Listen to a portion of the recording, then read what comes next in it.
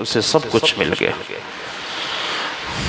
مکہ مکرمہ جب فتح ہوا نا تو ایک سردار تھے مکہ کے، سہیل ابن عمر، وہ اپنے گھر میں چھپ گئے۔ سہیل بن عمر وہ ہے کہ جو تقریر کرتا تھا، اور اس کو اللہ نے فصاحت دی، بلاغت دی، یہ تقریر کر کے لوگوں کو مائل کر لیتا تھا اپنی طرف۔ بعض لوگوں کے کلام میں، بعض لوگوں کے بیانات میں جادو جیسی تاثیر ہوتی ہے کہ وہ بات کرتے ہیں تو بات دل میں اترتی چلی جاتی ہے۔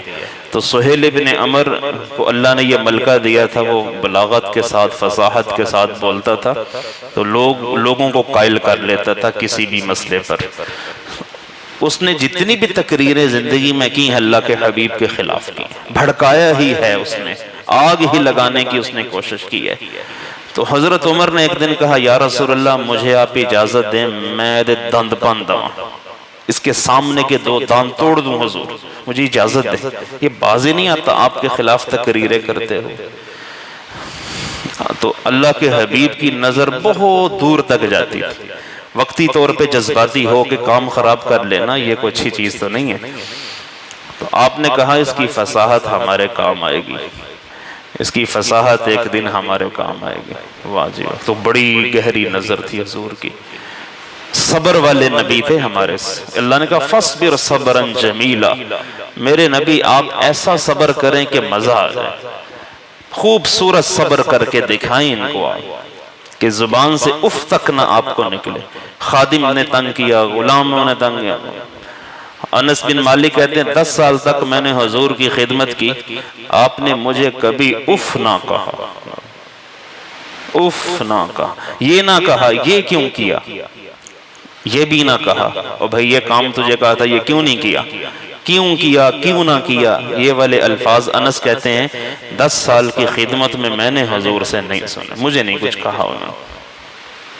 تو مکہ مکرمہ فتح ہوا تو سہیل ابن عمر نے اپنے گھر کا دروازہ بند کر لیا، چھپ گیا، اور اپنے بیٹے عبداللہ بن سہیل جو مسلمان ہو چکے تھے شروع سے، ان کو بھیجا کہ جا محمد کے پاس اور ان سے میرے لیے امن لے کر آ، کہ وہ مجھے امن دیں گے کہ نہیں، اور مجھے ڈر ہے کہ آج میں قتل ہو جاؤں گا۔ بندے کو پتا ہوتا ہے نا جو کچھ کیا ہوتا ہے اس نے، مجھے ڈر ہے کہ میں قتل ہو جاؤں گا۔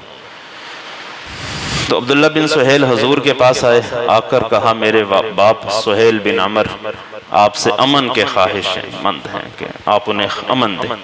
آپ نے کہا سہیل بن عمر کو امن ہے، اسے لے آؤ میرے پاس۔ پھر اپنے صحابہ سے کہا سہیل ابن عمر آئے گا، اسے گھور کے نہیں دیکھنا، اسے کہیں خطرہ محسوس نہ ہو کہ ہم اس کے خلاف کوئی کارروائی کرنے لگے، گھور کے نہیں دیکھنا۔ اور سہیل تو بڑا عقل مند آدمی ہے، اس جیسا شخص بھی کبھی اسلام کی نعمت سے محروم رہ سکتا ہے، تو سہیل بن عمر حضور کی خدمت میں حاضر ہو گیا۔ پھر آپ صلی اللہ علیہ وسلم ان کو لے کر غزوہ حنین میں گئے۔ مکہ مکرمہ کی فتح کے بعد فوری غزوہ ہوا حنین کا، اس میں پھر جعرانہ ایک مقام تھا، اس مقام پر آپ نے حضرت سہیل کو 100 اونٹ دے دیے۔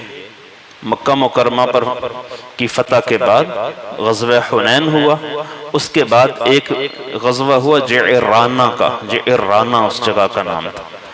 تو مال غنیمت حنین میں اتنا تھا کہ کبھی اتنا غنیمت کا مال اکٹھا نہیں ہوا، وادیاں بھری ہوئی تھی بکریوں سے، بھیڑوں سے، اونٹوں سے، گایوں سے۔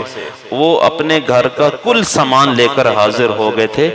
حوازن کے لوگ اس میدان میں مریں گے ماریں گے، واپس نہیں جائیں گے، وہ اپنی بیویوں کو بچوں کو ٹوٹل لے کر آ گئے تھے۔ شکست ہو گئی تو بیویاں قید ہو گئیں، بچے قید ہو گئے، مال اسباب سب ہاتھ آ گیا۔ اس پر پھر جو ان کو پچھتاوا تھا کہ یہ کیا ہوا۔ بالآخر آپ نے سہیل بن عمر کو 100 اونٹ دیے، 100 اونٹ دیے، تھوڑے نہیں ہوتے 100 اونٹ آپ نے سہیل بن عمر کو دیے۔